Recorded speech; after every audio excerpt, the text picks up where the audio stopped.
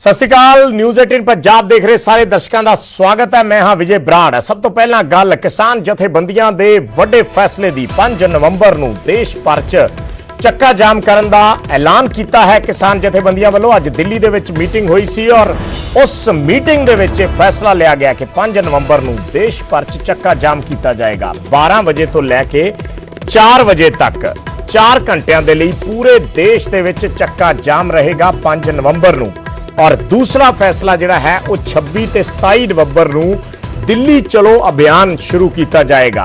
यानी जदों तक उन्हां दा कहना है कानून वापस नहीं हुंदे उदों तक संघर्ष जारी रहेगा। जे सरकार ना मन्नी तां करो जां मरो दा फैसला होएगा। ये समूह किसान जथेबंदियां ने अज फैसला लिया है। दिल्ली दे विच मीटिंग हुई सी जिस दे विच पंजाब दियां, हरियाणे दियां, होर वख-वख सूबियां दियां किसान जथेबंदियां ਅੱਜ ਸ਼ਾਮਲ ਹੋਈਆਂ ਸੀ ਔਰ ਇਹਨਾਂ ਜਥੇਬੰਦੀਆਂ ਵੱਲੋਂ ਫੈਸਲਾ ਕੀਤਾ ਗਿਆ ਕਿ 5 ਨਵੰਬਰ ਨੂੰ ਦੇਸ਼ ਭਰ 'ਚ ਚੱਕਾ ਜਾਮ ਕਰਨਾ ਹੈ। 26 ਤੇ 27 ਨਵੰਬਰ ਨੂੰ ਦਿੱਲੀ ਚਲੋ ਅਭਿਆਨ ਜਿਹੜਾ ਹੈ ਉਹ ਕੀਤਾ ਜਾਏਗਾ। ਯਾਨੀ ਕਿਸਾਨ ਜਥੇਬੰਦੀਆਂ ਦਿੱਲੀ ਦੇ ਵਿੱਚ ਪ੍ਰਦਰਸ਼ਨ ਕਰਨਗੀਆਂ ਔਰ ਵੱਖ-ਵੱਖ ਜਥੇਬੰਦੀਆਂ ਦੀ ਇਸ ਦੇ ਵਿੱਚ ਡਿਊਟੀ ਲਾਈ ਜਾਏਗੀ ਕਿਉਂਕਿ ਇੱਕ ਮੁਹਿੰਮ ਸ਼ੁਰੂ ਹੋਏਗੀ।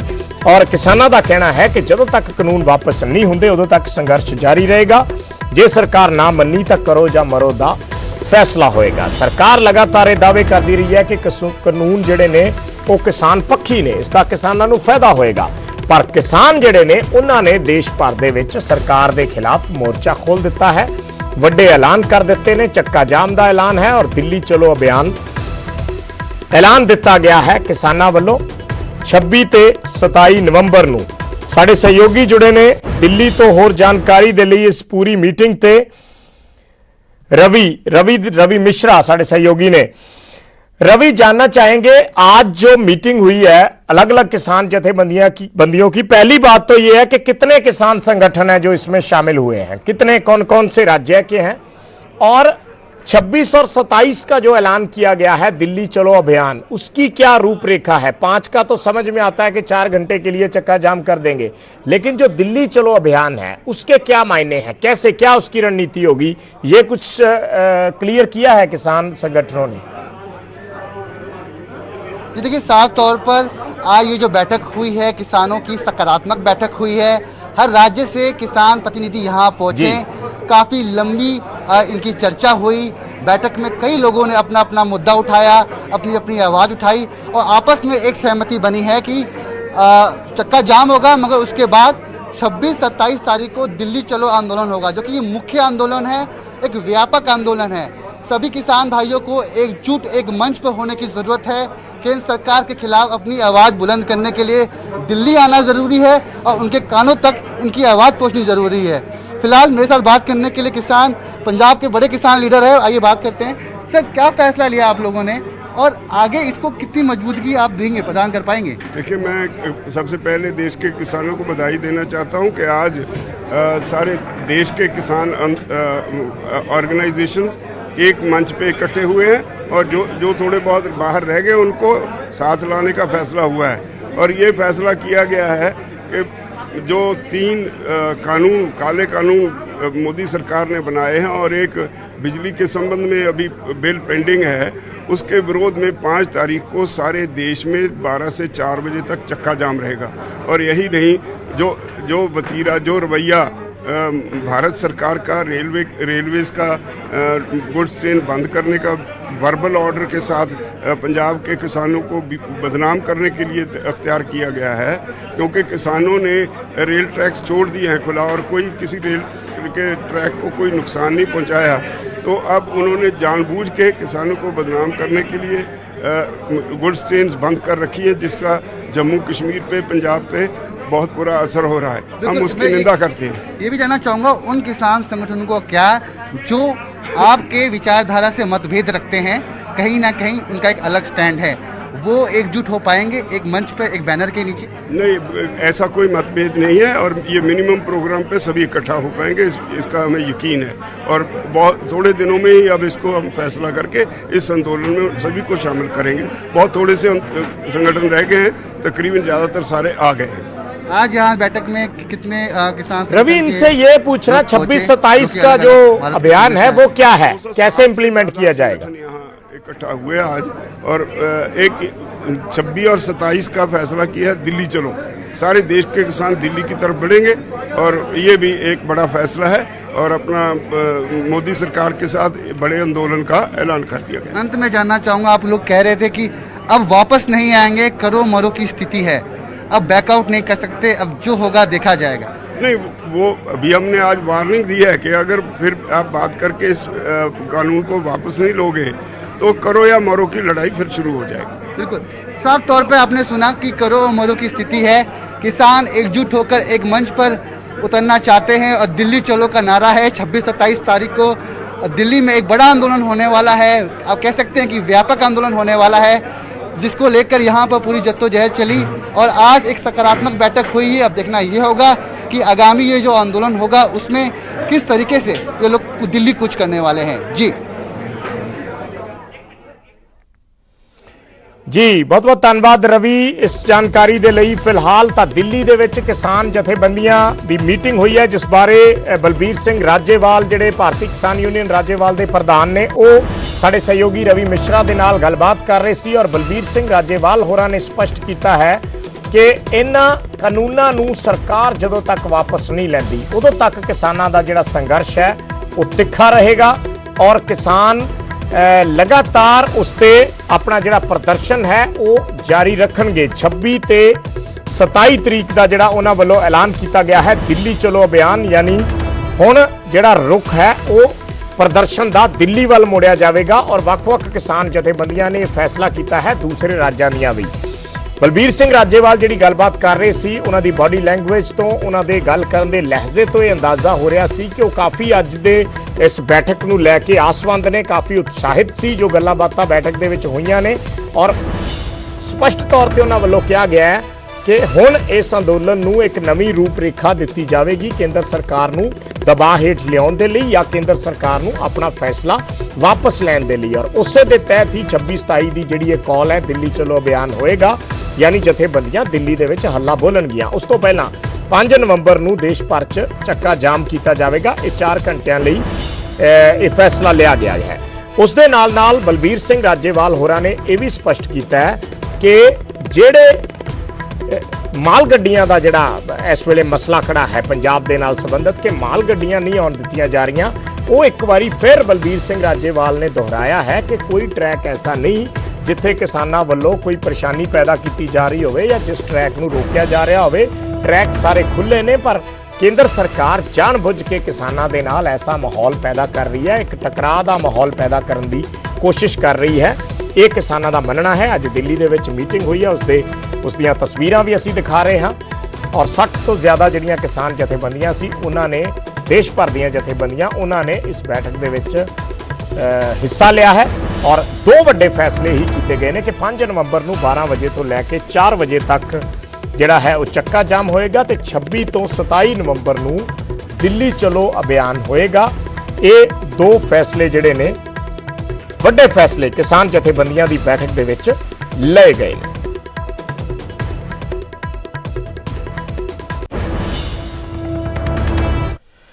ਤੇ ਖੇਤੀ ਕਾਨੂੰਨਾਂ ਨੂੰ ਲੈ ਕੇ ਪੰਜਾਬ ਕਾਂਗਰਸ ਦੇ ਪ੍ਰਧਾਨ ਸੁਨੀਲ ਜਾਖੜ ਨੇ ਵੀ ਕੇਂਦਰ ਸਰਕਾਰ ਤੇ ਹਮਲਾ ਬੋਲਿਆ ਹੈ। ਜਾਖੜ ਨੇ ਕਿਹਾ ਕਿ ਪੰਜਾਬ ਦੇ ਨਾਲ ਜਿਹੜੀ ਬੀਜੇਪੀ ਸਰਕਾਰ ਹੈ, ਕੇਂਦਰ ਸਰਕਾਰ ਹੈ, ਉਹ ਮਤਰੇਆ ਸਲੂਕ ਕਰ ਰਹੀ ਹੈ। ਪਹਿਲਾਂ GST ਬਕਾਇਆ ਦੇਣ ਤੋਂ ਇਨਕਾਰ ਕੀਤਾ, ਹੁਣ ਪੰਜਾਬ 'ਚ ਗੱਡੀਆਂ ਤੇ ਵੀ ਰੋਕ ਲਾ ਦਿੱਤੀ ਹੈ। ਜਾਖੜ ਨੇ ਕਿਹਾ ਕਿ ਕੀ ਹੁਣ ਮੱਕੀ ਦੀ ਰੋਟੀ ਤੇ ਸਰੋਂ ਦੇ ਸਾਗ ਤੇ ਵੀ ਪਾਬੰਦੀ ਲੱਗੇਗੀ? ਭਾਰਤ ਵਰਗੇ ਦੇਸ਼ ਨੂੰ ਚਲਾਉਣ ਲਈ ਵੱਡੇ ਦਿਲ ਦੀ ਜ਼ਰੂਰਤ ਹੈ। ਸੋ ਇਹ सुनील जाखड़ वालों बयान दिता गया है केंद्र सरकार के संदर्भ दे विच और जाखड़ ने कहा कि केंद्र सरकार पंजाब दे नाल मतरेया सलूक कर रही है और GST बकाए तक देण तो इनकार किया जाता है। ऐसे विच किहड़े लिहाज नाल केंद्र सरकार दे इन्हां दावियां ते यकीन किया जाए कि किसानां दे लई MSP जारी रहेगी। नाल दी नाल पंजाब दे विच जिहड़ी गड्डियां ते रोक लगाई है उस फैसले नूं भी सुनील जाखड़ ने मंदभागा दस्सिया। ने लिखिया है चिट्ठी लिखी है मुख्यमंत्री साहब ने जिस च कहते भी साडे रेलवे के जिहड़े ड्राइवर है उन्हां दी सुरक्षा, साडा जिहड़ा रेलवे का स्टाफ है उहदी सुरक्षा, लाइनां दा इंजन दी साडे रेल गड्डियां दी सुरक्षा का इंतजाम सरकार करे। सरकार पंजाब सरकार नूं बिल्कुल सुरक्षा देऊगी, करूगी, कर रही है ਪਰ ਨਾਲ ਹੀ ਨਾਲ ਆ ਵੀ ਸਵਾਲ ਪੈਦਾ ਹੁੰਦਾ ਹੈ ਵੀ ਗੋਇਲ ਸਾਹਿਬ ਪੰਜਾਬ ਦੀ ਸੁਰੱਖਿਆ ਕੌਣ ਕਰੂਗਾ, ਪੰਜਾਬ ਦੀ ਇਕਨੋਮੀ ਦੀ, ਪੰਜਾਬ ਦੇ ਕਿਸਾਨ ਦੀ, ਪੰਜਾਬ ਦੇ ਮਜ਼ਦੂਰਾਂ ਦੀ, ਵਪਾਰੀਆਂ ਦੀ, ਨੌਜਵਾਨਾਂ ਦੀ ਸੁਰੱਖਿਆ ਦੀ ਕਿਹਦੇ ਕੋਲ ਜ਼ਿੰਮੇਵਾਰੀ ਹੈ। ਜੇ ਕੇਂਦਰ ਸਰਕਾਰ ਨੇ ਬਿੱਲ ਬਣਾਉਣ ਦੀ ਅਖਤਿਆਰ ਲੈ ਲਏ, ਤਾਕਤ ਲੈ ਲਈ, ਤਾਂ ਜ਼ਿੰਮੇਵਾਰੀ ਵੀ ਓਟੇ। ਅੱਜ ਪੰਜਾਬ ਨੂੰ ਇਹਨਾਂ ਸਾਰੇ ਸਮੱਸਿਆ ਚੋਂ ਕੱਢਣ ਦੇ ਪੰਜਾਬ ਦੀ ਬਾਂਹ ਫੜਨ ਦੀ ਲੋੜ ਹੈ, ਨਾ ਕਿ ਬਾਂਹ ਮਰੋੜਨ ਦੀ ਲੋੜ ਹੈ। ਪਹਿਲਾਂ ਸਾਡੀ GST ਦੇ ਫੰਡ ਸੀ ਉਹ ਰੋਕੇ ਗਏ, ਉਹਦੇ ਬਾਅਦ ਹੁਣ ਗੱਡੀਆਂ ਰੋਕੀਆਂ ਜਾ ਰਹੀਆਂ। ਅਸੀਂ ਜਿਸ ਤਰ੍ਹਾਂ ਦਾ ਪੁਰਾਣੇ ਬਾਹਰ ਮੁਲਕਾਂ ਦੇ ਆਪਸ 'ਚ ਅਮਰੀਕਾ, ਈਰਾਨ ਜਾਂ ਅਮਰੀਕਾ ਦਾ ਕਿਊਬਾ ਨਾਲ ਜਦੋਂ ਪਿਆ ਸੀਗਾ ਉਦੋਂ ਸੁਣਿਆ ਸੀਗਾ ਇਕਨੋਮਿਕ ਸੈਂਕਸ਼ਨਸ, ਉਦੋਂ ਇਹ ਸ਼ਬਦ ਸੁਣ 'ਚ ਆਏ ਸੀ ਬਲੌਕੇਡ ਆਫ ਕਿਊਬਾ, ਬੇ ਆਫ ਪਿਗਸ ਦਾ ਤੁਸੀਂ ਸੁਣਿਆ ਹੋਣਾ ਹੈ। ਇੱਥੇ ਈਰਾਨ ਦੇ ਨਾਲ ਸਟ੍ਰੇਟ ਆਫ ਹਾਰਮੂਜ਼ ਦਾ ਤੁਸੀਂ ਸੁਣਿਆ ਹੋਣਾ ਹੈ, ਅਮਰੀਕਾ ਨੇ ਬਲੌਕੇਡ ਕਰਤਾ ਜੀ ਬੇ ਆਫ ਪਿਗਸ ਦੇ ਅੰਦਰ ਕਿਊਬਾ ਦਾ। ਅੱਜ ਪੰਜਾਬ ਦਾ ਬਲੌਕੇਡ ਕੀਤਾ ਜਾ ਰਿਹਾ। ਕੱਲ ਕਿਤੇ ਕਹਿ ਦੇਣਗੇ ਵੀ ਪੰਜਾਬ ਦਾ ਕਹਿੰਦਾ ਮੱਕੀ ਦਾ ਸਾਗ, ਮੱਕੀ ਦੀ ਰੋਟੀ ਤੇ ਸਰੋਂ ਦਾ ਸਾਗ ਬੰਦ ਕਰ ਦਿਓ ਹਿੰਦੁਸਤਾਨ 'ਚ, ਕਿਉਂਕਿ ਉਹਨਾਂ ਨੇ ਉਹਨਾਂ ਦਾ ਟਿਕਟੌਕ ਬੈਨ ਕਰਤਾ ਸੀ, ਪੰਜਾਬ ਦੀ ਆ ਸਰੋਂ ਦਾ ਸਾਗ ਬੰਦ ਕਰ ਦਿਓ। ਮੁਲਕ ਵੱਡੀ ਸੋਚ, ਵੱਡੇ ਜਿਗਰੇ ਨਾਲ ਚੱਲਦੇ। ਸੋ ਮਾਲ ਗੱਡੀਆਂ ਰੋਕਣ ਤੇ ਸੁਖਬੀਰ ਬਾਦਲ ਨੇ ਵੀ ਕੇਂਦਰ ਤੇ ਵੱਡਾ ਹਮਲਾ ਬੋਲਿਆ ਹੈ। ਸੁਖਬੀਰ ਬਾਦਲ ਨੇ ਕਿਹਾ ਹੈ ਕਿ ਕੇਂਦਰ ਦੇ ਫੈਸਲੇ 'ਚੋਂ ਬਦਲੇ ਦੀ ਬੂ ਆ ਰਹੀ ਹੈ। ਪੰਜਾਬੀਆਂ ਖਾਸ ਤੌਰ ਤੇ ਕਿਸਾਨਾਂ ਤੋਂ ਬਦਲੇ ਦੇ ਲਈ ਅਜਿਹਾ ਫੈਸਲਾ ਲਿਆ ਗਿਆ ਹੈ, ਰੇਲ ਗੱਡੀਆਂ ਬੰਦ ਕਰਨ ਦਾ। ਅਜਿਹੇ ਫੈਸਲਿਆਂ ਨਾਲ ਸਥਿਤੀ ਹੋਰ ਖਰਾਬ ਹੋਏਗੀ, ਇਹ ਕਹਿਣਾ ਹੈ ਸੁਖਬੀਰ ਬਾਦਲ ਦਾ। ਉਹਨਾਂ ਕਿਹਾ ਕਿ ਜਿਨ੍ਹਾਂ ਟਰੈਕਾਂ ਤੇ ਗੱਡੀਆਂ ਚੱਲਣੀਆਂ ਨੇ ਉਹ ਸਾਰੇ ਟਰੈਕ ਖਾਲੀ ਨੇ, ਬਿਨਾਂ ਮਤਲਬ ਮਾਲ ਗੱਡੀਆਂ ਤੇ ਪਾਬੰਦੀ ਲਗਾਈ ਗਈ ਹੈ। ਪੰਜਾਬ ਦੀ ਆਰਥਿਕ ਨਾਕੇਬੰਦੀ ਕੀਤੀ ਜਾ ਰਹੀ ਹੈ ਕੇਂਦਰ ਸਰਕਾਰ ਵੱਲੋਂ। ਸੋ ਸੁਖਬੀਰ ਬਾਦਲ ਨੇ ਕੇਂਦਰ ਸਰਕਾਰ ਨੂੰ ਅਪੀਲ ਕੀਤੀ ਹੈ ਕਿ ਪੰਜਾਬ ਆਰਥਿਕ ਤੌਰ ਤੇ ਟੁੱਟੇ, ਇਸ ਤੋਂ ਪਹਿਲਾਂ ਪਾਬੰਦੀਆਂ ਹਟਾਈਆਂ ਜਾਣ। ਟਵੀਟ ਕੀਤਾ ਗਿਆ ਹੈ ਸੁਖਬੀਰ ਬਾਦਲ ਵੱਲੋਂ, ਔਰ ਟਵੀਟ ਦੇ ਵਿੱਚ ਸੁਖਬੀਰ ਬਾਦਲ ਨੇ ਸਭ ਕੁਝ ਲਿਖਿਆ ਹੈ ਕਿ ਮਾਲ ਗੱਡੀਆਂ ਨੂੰ ਰੋਕਣ ਨਾਲ ਪੰਜਾਬ ਤੇ ਆਰਥਿਕ ਨਾਕੇਬੰਦੀ ਲਾਈ ਜਾ ਰਹੀ ਹੈ। ਪ੍ਰਧਾਨ ਮੰਤਰੀ ਨੂੰ ਅਪੀਲ ਹੈ ਕਿ ਤੁਰੰਤ ਦਖਲ ਦੇਣ, ਇਸ ਤੋਂ ਪਹਿਲਾਂ ਕਿ ਪੰਜਾਬ ਆਰਥਿਕ ਤੌਰ ਤੇ ਟੁੱਟ ਜਾਏ। ਇਹ ਪਾਬੰਦੀਆਂ ਤੁਰੰਤ ਹਟਾਈਆਂ ਜਾਣ। ਫੈਸਲੇ ਤੋਂ ਆਰਥਿਕ ਇਨਸਾਫ ਮੰਗ ਰਹੇ ਨੇ ਪੰਜਾਬੀ, ਖਾਸ ਤੌਰ ਤੇ ਕਿਸਾਨਾਂ ਖਿਲਾਫ ਬਦਲੇ ਦੀ ਭਾਵਨਾ ਨਾਲ ਕਾਰਵਾਈ ਦੀ ਬੂ ਆ ਰਹੀ ਹੈ।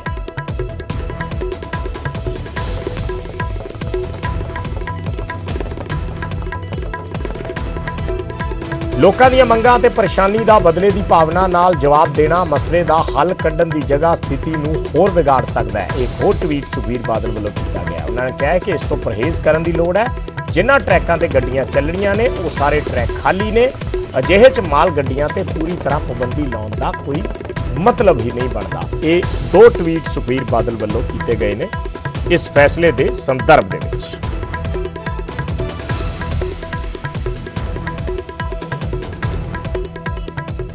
ਉਧਰ ਸਾਬਕਾ ਕੇਂਦਰੀ ਮੰਤਰੀ ਹਰਸਿਮਰਤ ਕੌਰ ਬਾਦਲ ਨੇ ਵੀ ਕੇਂਦਰ ਤੇ ਨਿਸ਼ਾਨਾ ਸਾਧਿਆ ਹੈ। ਉਹਨਾਂ ਕਿਹਾ ਹੈ ਕਿ ਕੇਂਦਰ ਪੰਜਾਬ ਨੂੰ ਧੱਕੇ ਨਾਲ ਝੁਕਾਉਣਾ ਚਾਹੁੰਦਾ ਹੈ। ਪਹਿਲਾਂ ਖੇਤੀ ਵਿਰੋਧੀ ਕਾਨੂੰਨ, ਫਿਰ ਮਾਲ ਗੱਡੀਆਂ ਤੇ ਰੋਕ, ਹੁਣ ਕੁੱਲ ਟੈਕਸਾਂ 'ਚੋਂ ਸੂਬੇ ਦਾ ਹਿੱਸਾ ਘਟਾਇਆ ਜਾ ਰਿਹਾ ਹੈ। ਸੂਬੇ ਦੀ ਆਰਥਿਕਤਾ ਤਬਾਹ ਕੀਤੀ ਜਾ ਰਹੀ ਹੈ ਤੇ ਪੰਜਾਬ ਨੂੰ ਖਤਰੇ ਵੱਲ ਕੇਂਦਰ ਤੱਕ ਰਿਹਾ ਹੈ। ਇਹ ਬਿਆਨ ਹਰਸਿਮਰਤ ਬਾਦਲ ਦਾ ਹੈ। ਹਰਸਿਮਰਤ ਬਾਦਲ ਵੱਲੋਂ ਵੀ ਟਵੀਟ ਕੀਤਾ ਗਿਆ ਹੈ। ਹਰਸਿਮਰਤ ਬਾਦਲ ਨੇ ਆਪਣੇ ਟਵੀਟ ਦੇ ਵਿੱਚ ਲਿਖਿਆ ਹੈ ਕਿ ਕੇਂਦਰ ਸਰਕਾਰ ਪੰਜਾਬ ਨੂੰ ਪੂਰੀ ਤਰ੍ਹਾਂ ਕੰਗਾਲ ਕਰਨ ਦੇ ਵਿੱਚ ਲੱਗੀ ਹੈ। ਪਹਿਲਾਂ ਕਿਸਾਨ ਵਿਰੋਧੀ ਕਾਨੂੰਨ, ਫਿਰ ਮਾਲ ਗੱਡੀਆਂ ਤੇ ਰੋਕ ਤੇ ਹੁਣ ਕੁੱਲ ਟੈਕਸ 'ਚੋਂ ਪੰਜਾਬ ਦਾ ਹਿੱਸਾ ਘਟਾਇਆ ਜਾ ਰਿਹਾ ਹੈ। ਇਹਨਾਂ ਕਦਮਾਂ ਨਾਲ ਸੂਬੇ ਨੂੰ ਆਰਥਿਕ ਤੌਰ ਤੇ ਤੋੜਿਆ ਜਾ ਰਿਹਾ ਹੈ ਤੇ ਕੇਂਦਰ ਪੰਜਾਬ ਨੂੰ ਖਤਰੇ ਵੱਲ ਧੱਕ ਰਿਹਾ ਹੈ। ਇਹ ਟਵੀਟ ਹਰਸਿਮਰਤ ਕੌਰ ਬਾਦਲ ਵੱਲੋਂ ਕੀਤਾ ਗਿਆ।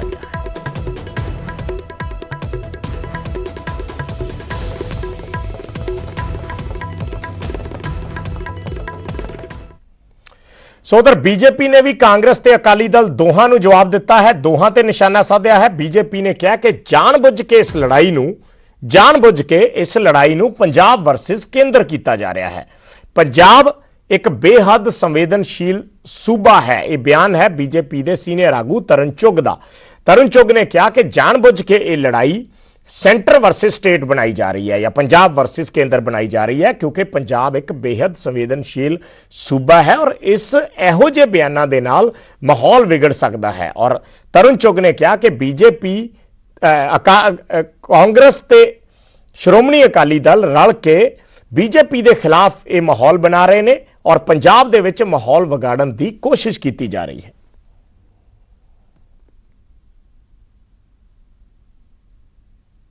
ਜਾਖੜ ਸਾਹਿਬ ਹੋਣ ਜਾਂ ਹਰਸਿਮਰਤ ਜੀ ਹੋਣ, ਮੈਂ ਪੁੱਛਣਾ ਚਾਹਨਾ 2017 ਚ ਤੁਸੀਂ ਮੈਨੀਫੈਸਟੋ ਚ ਜਾਖੜ ਸਾਹਿਬ ਪਾਇਆ, ਸ਼ਾਇਦ ਤੁਸੀਂ ਉਦੋਂ ਪਾਰਟੀ ਦੇ ਪ੍ਰਧਾਨ ਨਹੀਂ ਸੀ। ਆਪਣਾ ਮੈਨੀਫੈਸਟੋ ਪੜੋ, ਔਰ 2017 ਅਰਲੀ ਦੇ ਵਿੱਚ ਤੁਸੀਂ ਕਾਨੂੰਨ ਬਣਾਤੇ। ਜਵਾਬ ਦਿਓ ਜਨਤਾ ਨੂੰ, ਦੋਹਰਾ ਚਿਹਰਾ ਕਿਉਂ ਹੈ? ਕੱਲ ਤੱਕ ਤੁਸੀਂ ਸ਼ਰਾਬਬੰਦੀ ਦੀ ਗੱਲ ਕਰਦੇ ਸੀ, ਉਹ ਕਿਸਾਨ ਮਾਰੂ ਨਹੀਂ ਸੀ। ਤੁਸੀਂ ਕਾਨੂੰਨ ਪਾਸ ਕਰਦੇ ਸੀ, ਕਿਸਾਨ ਮਾਰੂ ਨਹੀਂ ਸੀ। ਅੱਜ ਹਰਸਿਮਰਤ ਬਾਦਲ ਜੀ ਟਵੀਟ ਕਰ ਰਹੇ ਹੈ ਕਿ ਇਕਨੋਮਿਕ ਕਲਚਿਸ ਲਿਆ ਜਾ ਰਿਹਾ। ਆਪ ਤੇ ਤੁਸੀਂ ਬਹਿ ਕੇ ਕੈਬਨਿਟ ਜਬ ਪਾਸ ਕੀਤਾ। ਮੇਰੀ ਵੱਡੀ ਭੈਣ ਅੱਗੇ ਬੇਨਤੀ ਹੈ, ਜਾਖੜ ਸਾਹਿਬ ਅੱਗੇ ਬੇਨਤੀ ਹੈ, ਪੰਜਾਬ ਨੂੰ ਅੱਗ ਦੇ ਹਵਾਲੇ ਨਾ ਕਰੋ। ਝੂਠੀ ਬਿਆਨਬਾਜ਼ੀ, ਝੂਠੀ ਸ਼ੋਹਰਤ ਵਾਸਤੇ ऐसी बयानबाजी ना करें। पंजाब बड़ा संवेदनशील है और पंजाब की संवेदनशीलता देखते हुए इत्थे राजनीतिक रोटियां नहीं, किसानों के दर्द नूं नरेंद्र मोदी जी की सरकार ने समझिया और उन्होंने एक कानून लियादे ने, एक किसानों के हक च ने। एक भी ऑब्जेक्शन जाखड़ साहब तुहाडे वालों अजे तक नहीं आया। रिटन ऑब्जेक्शन दसो कि खड़रा नंबर 1 के अंदर कॉलम नंबर 9 शब्द नंबर 7 गलत है। हरसिमरत कौर भैन जी तुसी तो बनाया सी, एक अक्षर कट के दिखाओ जिहड़ा गलत होवे। केवल बयानबाजी और राजनीतिक रोटियां ना सीखिए। चलनी चाहिए रेल इंडस्ट्री भी चलनी चाहिए। पंजाब बड़ा संवेदनशील है और पंजाब की संवेदनशीलता देखते हुए उधर किसान मजदूर संघर्ष कमेटी के बैनर हेठ जंडियाला गुरु दे विच किसान लगातार रेलवे लाइनां ते डटे हुए ने। हालांकि देवीदासपुरा रेलवे लाइन का धरना खत्म कर दिता गया ते इसनूं जंडियाला गुरु शिफ्ट कर दिता गया है, जिथे किसान अपने परिवारां नाल रेलवे लाइनां ते धरना ला के बैठे। खेती ऑर्ਡੀਨੈਂਸ के खिलाफ अज किसानों का धरना 34वें दिन के प्रवेश कर चुका है। हालांकि किसानों ने देवीदासपुरे तो जंडियाला स्टेशन ते धरने का बदलाव जरूर किया है, क्योंकि ठंड आने वाले दिनों में ठंड ज्यादा वध रही है, जिस करके किसानों को उत्थे बैठे देवीदासपुरे काफी मुश्किलों का सामना करना पै रहा है। की वजह रही है कि अपने धरने का जरा जगह है तुसीं चेंज की? हाँ जी, वेखो जी, सब तो पहला तो 18 न्यूज़ का असीं धन्नवाद करते हैं कि क्योंकि अजकल आम जनता के मूँह ते चढ़िया कि जिहड़ा मीडिया वो बकाऊ आ, ਤੇ 18 ਨਿਊਜ਼ ਵਾਲਾ ਜਿਹੜਾ ਪੰਜਾਬ ਆ ਪੂਰੀ ਦੁਨੀਆ ਤੱਕ ਜਿਹੜਾ ਕਿਸਾਨਾਂ ਦੀ ਗੱਲ ਪਹੁੰਚਾਉਣ ਡਿਆ, ਕਿਸਾਨਾਂ ਦੇ ਦੁੱਖ ਪਹੁੰਚਾਉਣ ਡਿਆ ਵਾ। ਜਿਹੜਾ ਆਪਾਂ ਇੱਥੋਂ ਸ਼ਿਫਟਿੰਗ ਕੀਤਾ ਜੀ, ਉੱਥੇ ਜਿਹੜਾ ਵਾ ਉਹ ਖੁੱਲੀ ਓਪਨ ਜਗ੍ਹਾ ਸੀ ਤੇ ਉੱਚੀ ਜਗ੍ਹਾ ਹੀ, ਠੰਡ ਵੀ ਉਹ ਹੋ ਗਈ ਆ, ਠੰਡ ਦਾ ਸਮਾਂ ਮੌਸਮ ਆ ਗਿਆ। ਦੂਸਰਾ ਸਵੇਰੇ ਜਿਹੜੀ ਆ ਤਰੇਲ ਪੈਂਦੀ ਆ, ਤਰੇਲ ਦੇ ਨਾਲ ਉੱਤੇ ਚਾਨਣੀਆਂ ਲੱਗੀਆਂ, ਗਿੱਲੀਆਂ ਹੋ ਕੇ ਉਹਨਾਂ ਦੇ ਵਿੱਚ ਕਰੰਟ ਆਉਂਦਾ ਸੀ। ਅਗਲਾ ਗੱਲ ਆ ਵੀ ਜੇ ਕੋਈ ਬਾਰਿਸ਼ ਬੁਰਸ਼ ਦਾ ਵੀ ਮੌਸਮ ਵੀ ਬਾਰਿਸ਼ ਆ ਗਈ ਤੇ ਫਿਰ ਉੱਥੇ ਕੋਈ ਜਿਹੜਾ ਸੀ ਉਹਦਾ ਸਾਡੇ ਕੋਲ ਪ੍ਰਬੰਧ ਨਹੀਂ ਸੀ ਹੈਗਾ। ਜੇ ਉਹ ਚਾਨਣੀਆਂ ਭੇਜਣ ਦੀਆਂ ਉਹਨਾਂ 'ਚ ਕਰੰਟ ਆ ਕੇ ਬੰਦੇ ਦਾ ਨੁਕਸਾਨ ਹੋਣ ਦਾ ਵੀ ਖਤਰਾ ਸੀ। ਇਹਨਾਂ ਸਾਰੀਆਂ ਗੱਲਾਂ ਨੂੰ ਮੁੱਖ ਰੱਖਦਿਆਂ ਹੋਇਆ ਇੱਥੇ ਸ਼ੈੱਡਾਂ ਦਾ ਪ੍ਰਬੰਧ ਹੈਗਾ ਸਟੇਸ਼ਨ ਦੇ ਉੱਤੇ, ਤੇ ਦੂਸਰਾ ਚਲੋ ਪਾਣੀ ਦਾ ਤੇ ਪ੍ਰਬੰਧ ਕਰਦੇ, ਸ਼ੈੱਡਾਂ ਦਾ ਪ੍ਰਬੰਧ ਆ। ਇਸ ਕਰਕੇ ਉਹ ਉੱਥੋਂ ਜਿਹੜਾ ਆਪਾਂ ਸ਼ਿਫਟਿੰਗ ਕਰਕੇ ਇਸ ਜਗ੍ਹਾ ਤੇ ਲੈ ਕੇ ਆਏ ਹਾਂ। रेलवे वालों एक बार फिर माल गड्डियां भी ब्रेक लगा दी गई है, तो साफ तौर पर कहा है कि ਜਦੋਂ तक ट्रैक खाली नहीं होंगे उद तक माल गड्डियां भी नहीं चलूगी। हाँ, ये वेखो जी, ये बहुत ही जी मंदभागी जड़ा बयान आ मोदी साहब की सरकार का, उन्होंने मंत्री मंडल का, जां जिहड़ा रेल मंत्री आ, क्योंकि इन्हों ने पिछे पंजाब की सरकार ने किसानों को अपील की सी भी भाई कोले की घाट आउंदी आ, खादां की लोड़ आ जी, होर कोई स्टोर जिहड़े आ, गोदाम आ अनाज वाले, उन्होंने खाली खुली करने की गल आ। ते किसानों ने अपनी मीटिंग ला के बड़े सुचज्जे तरीके नाल उहदा मंथन करके ते माल गड्डियां नूं जाण दी इजाजत दी सी, रेलां खाली करदे सी। उहदे विच भी सरकार ने बेईमानी दिखाई कि माल गड्डियां वास्ते लै के ते परमिशन ते उहदे तो बाद जिहड़ियां वा पैसेंजर गड्डियां चलाउणियां शुरू कर दित्तियां, जिहड़ियां किसानां ने वापस कीतियां। हुण जिहड़ा ये बयान आ, ये बहुत ही जिहड़ा वा एक ते धमकी भरिया वा, दूसरा बहुत ही मंदभागा कि देश का प्रधानमंत्री, पूरे देश का प्रधानमंत्री, ਉਹਦੇ पंजाब भी आउंदा, पंजाब के लोगों ने भी वोटां पाईयां, भावें ना भी पाईयां होण, जिहड़ा मुखिया हुंदा ਉਹ सारे ਦਾ बराबर ਦਾ ਹੁੰਦਾ। ਹੁਣ ਇਹ ਪੰਜਾਬ ਨੂੰ पूरे भारत नालों वख करना चाहुण डिया,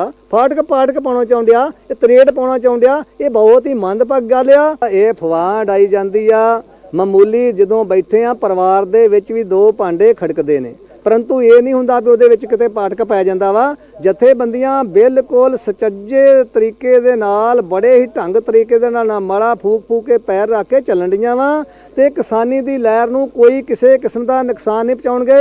राजनीतिक पार्टियां जरूर इहदे विच कोशिश करनगियां ते किते ना किते तूल दित्ती गई होऊगी कि किसानां दे विच फुट पैंदी आ। किसानां 'च फुट पैण दा सवाल ही नहीं आ। कैमरामैन हनीश कुमार दे नाल अमित शर्मा, न्यूज़ 18 अमृतसर। ਤੇ ਇਸ ਸਭ ਦੇ ਵਿੱਚ ਕਈ ਕਿਸਾਨ ਜਥੇਬੰਦੀਆਂ ਦੇ ਵਿੱਚ ਫੁੱਟ ਵੀ ਨਜ਼ਰ ਆ ਰਹੀ ਹੈ। ਰੇਲਵੇ ਵੱਲੋਂ ਮਾਲ ਗੱਡੀਆਂ ਰੋਕਣ ਤੇ ਜਥੇਬੰਦੀਆਂ ਦੋਫਾੜ ਨਜ਼ਰ ਆ ਰਹੀਆਂ ਨੇ। BKU ਡਕੌਂਦਾ, ਭਾਰਤੀ ਕਿਸਾਨ ਯੂਨੀਅਨ ਡਕੌਂਦਾ ਨੇ BKU ਉਗਰਾਹਾਂ ਤੇ ਇਲਜ਼ਾਮ ਲਾਇਆ ਹੈ ਕਿ BKU ਉਗਰਾਹਾਂ ਦੇ ਕਾਰਨ ਮਾਲ ਗੱਡੀਆਂ ਰੁਕੀਆਂ ਨੇ, ਕਿਉਂਕਿ BKU ਉਗਰਾਹਾਂ ਨੇ ਕਈ ਥਾਈਂ ਮਾਲ ਗੱਡੀਆਂ ਰੋਕੀਆਂ ਨੇ। ਇਹ ਉਧਰ BKU ਉਗਰਾਹਾਂ ਦਾ ਕਹਿਣਾ ਹੈ ਕਿ ਇਹ ਸਾਡੀ ਜਥੇਬੰਦੀ ਦੀ ਕਾਮਯਾਬੀ ਹੈ, ਸਾਡੇ ਕਦਮ ਨਾਲ ਕੇਂਦਰ ਤੇ ਦਬਾਅ ਪਿਆ ਹੈ। BKU ਉਗਰਾਹਾਂ ਇਹ ਕਹਿ ਰਹੀ ਹੈ ਹੁਣ ਕੇਂਦਰ ਸਾਡੀਆਂ ਮੰਗਾਂ ਵੀ ਮੰਨੇ। ਸੋ ਜਥੇਬੰਦੀਆਂ ਦੇ ਵੀ ਕਿਤੇ ਨਾ ਕਿਤੇ ਵੱਖ-ਵੱਖ ਬਿਆਨ ਜਿਹੜੇ ਨੇ ਉਹ ਸਾਹਮਣੇ ਆ ਰਹੇ ਨੇ।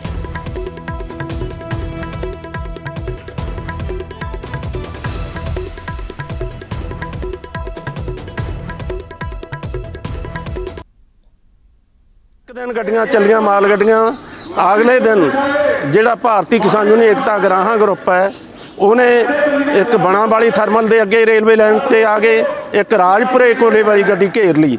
ਦੋ ਗੱਡੀਆਂ ਘੇਰ ਕੇ ਤੇ ਕੋਲੇ ਦੀ ਸਪਲਾਈ ਬੰਦ ਕਰਤੀ। ਤਾਂ ਮੋਦੀ ਸਰਕਾਰ ਨੂੰ ਇਹ ਬਹਾਨਾ ਮਿਲ ਗਿਆ ਕਿ ਪੰਜਾਬ ਦੇ ਵਿੱਚ ਗੱਡੀਆਂ ਨਹੀਂ ਚੱਲ ਸਕਦੀਆਂ। ਮੋਦੀ ਸਰਕਾਰ ਨੇ ਆਪਣੇ ਆਪ ਟੋਟਲ ਗੱਡੀਆਂ ਫੇਰ ਬੰਦ ਕਰਤੀਆਂ, ਜਿਹੜੀਆਂ ਕਿ ਲੋਕਾਂ ਦੇ ਵਿਰੋਧ ਹੋ ਜਾਊਗਾ। ਇਹ ਸਾਰੀਆਂ ਚੀਜ਼ਾਂ ਦਾ ਤੋੜਾ ਵੀ ਪਊਗਾ।